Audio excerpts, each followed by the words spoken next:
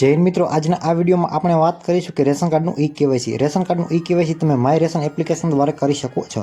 અને my ration એપ્લિકેશનમાં તમે ઈ-કેવાયસી કરો ત્યારે તેમાં એરર આવતી હોય છે. તો આ એરરનું સોલ્યુશન શું રહેશે તેના વિશે વાત કરીશું. તેમજ ઈ-કેવાયસી છે તો તમે ફિંગરપ્રિન્ટ દ્વારા કરી શકો છો.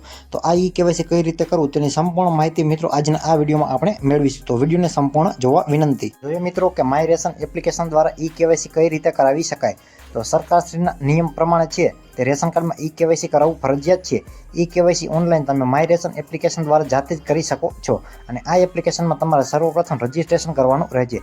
રજિસ્ટ્રેશન કર્યા બાદ તમારે પ્રોફાઇલમાં છે તે તમારે રેશન કાર્ડ નંબર તમારો લિંક કરી દેવાનો રહેશે. અને ત્યારબાદ તમારે આધાર ઈ-કેવાયસીના ઓપ્શન ઉપર ક્લિક કરી અને ત્યારબાદ તમારે છે તેમાં ઈ-કેવાયસી કરવાનું રહેશે. આ માય રેશન એપ્લિકેશન દ્વારા જ્યારે પણ તમે ઈ-કેવાયસી કરો તેમાં તમારે આધાર કાર્ડ સાથે મોબાઈલ નંબર લિંક હોવો ફરજિયાત છે. તેમાં જે ઓટીપી આવે તે ઓટીપીને વેરીફાઈ કરી લેવાનો રહેશે. એટલે ત્યારબાદ તમારી ડિટેલ તમને તેમાં જોવા મળશે. એ ડિટેલને તમારે વેરીફાઈ કરી અને ત્યારબાદ એપ્રુવલ માટે મોકલી દેશો એટલે તમારું ઈ-કેવાયસી છે તે સક્સેસફુલ થઈ જશે. આપણે એ પણ જોઈએ મિત્રો કે એરરનું નિવારણ. જ્યારે તમે માય રેશન એપ્લિકેશન દ્વારા ઈ-કેવાયસી કરો તો એમાં તમને ઘણી બધી એરરો છે તે જોવા મળતી હોય છે. તો માય રેશન એપ દ્વારા રેશન કાર્ડમાં ઈ-કેવાયસી કરતી વખતે તમને ઘણી એરર આવે છે. તો આ એરરને છે તે આવે ત્યારે તમારે થોડી વાર પછી પ્રયત્ન કરવાનો રહેશે. કારણ કે ક્યારેક તમારો ફેસ છે તે મેચ ન થવાના કારણે પણ તમારું ઈ-કેવાયસી થતું નથી. ક્યારેક તમારો બાયોમેટ્રિક ડેટા હોય તે મેચ થતો નથી તો ત્યારે પણ તમારું ઈ-કેવાયસી થશે નહીં. ક્યારેક છે તમે વધુ વખત પ્રયત્ન કરેલા હશે તો એરર પણ આવી જશે. તમે જાજી વખત પ્રયત્ન કરો તો થોડી વાર બાદ તમારે છે તે ફરીથી એરર ઈ-કેવાયસી છે તે કરવાનું રહેશે. ત્યારબાદ આ એરરનું છે તે નિવારણ આવી શકે.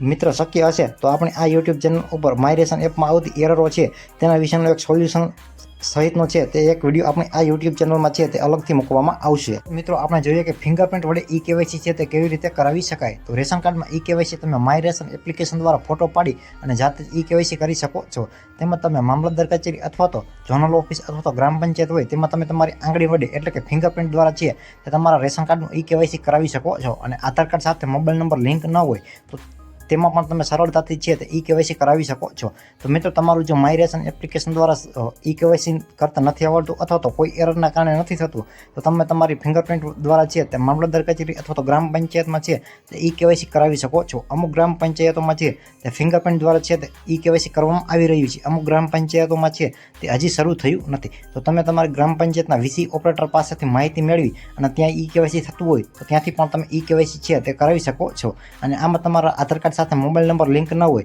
તો પણ તમે ઈ-કેવાયસી છે તે ગ્રામ પંચાયત અથવા તો મામલતદાર કચેરી અથવા તો ઝોનલ ઓફિસ હોય ત્યાંથી તમે કરાવી શકો છો. તો મિત્રો આવી જ રીતે તમે એન્જલ ઇન્ફોર્મેશન યુટ્યુબ ચેનલ ઉપર સરકારી યોજના, સરકારી ભરતી, જમીન record, Aadhaar card, Ayushman card, ચૂંટણી કાર્ડ, રેશન કાર્ડ, શ્રમ card, PAN card, driving licence, PM Kisan, I Khedut, digital Gujarat, ઈ સમાજ કલ્યાણ, ઓજસ સંબંધિત તથા અન્ય રસપ્રદ માહિતીસભર વિડીયો છે તે તમે આ ચેનલ ઉપર જોઈ શકશો. તેમજ અમારી આ યુટ્યુબ ચેનલના વિડીયોને તમે લાઇક કરી દેજો, શેર કરી દેજો. અને આ યુટ્યુબ ચેનલને તમે સબસ્ક્રાઇબ નથી કરેલી તો અત્યારે જ આ યુટ્યુબ ચેનલને તમે સબસ્ક્રાઇબ કરી લેજો. તો મળીએ મિત્રો એક નવા વિડીયોમાં નવા ટોપિક સાથે. ત્યાં સુધી જય હિન્દ.